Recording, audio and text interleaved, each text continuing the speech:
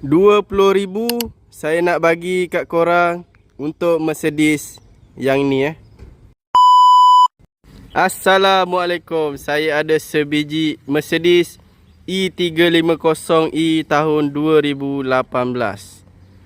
Mesti korang ingat 350 tu spek dia, bukan yang tu dia punya model lah. Dia punya CC adalah 2.0 sahaja, geng. What? Korang boleh tengok luaran dia, sangat-sangat cantik. Cat masih cantik Kereta ni dekat kedai condition dia macam baru, macam baru. Korang boleh tengok sport rim dia, cantik, geng. Original. Lampu tak ada pecah, cat tak ada cala Nombor plate BKE 828. Kita bagi sekali nombor plate ni.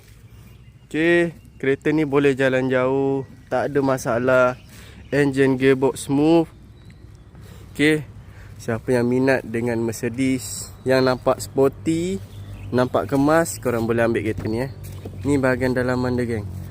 Korang boleh tengok seat dia leather, carpet original.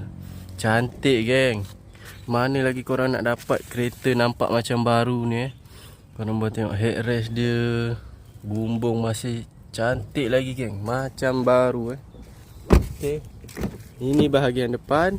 Bahagian depan dia korang boleh tengok dari sini dashboard dia tak ada pecah. Player dia cantik, radio cantik, semua teknologi canggih kereta ni. Okey, steering multifunction.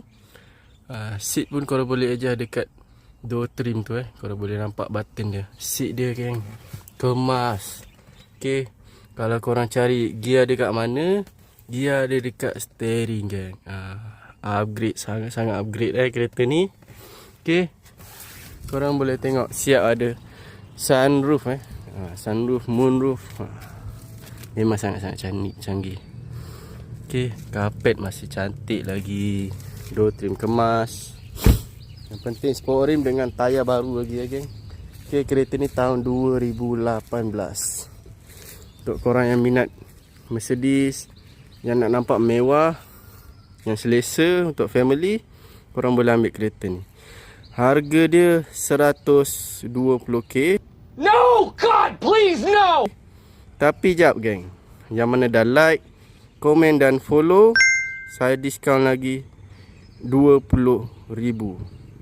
So harga dia jadi 99,999 saja, geng.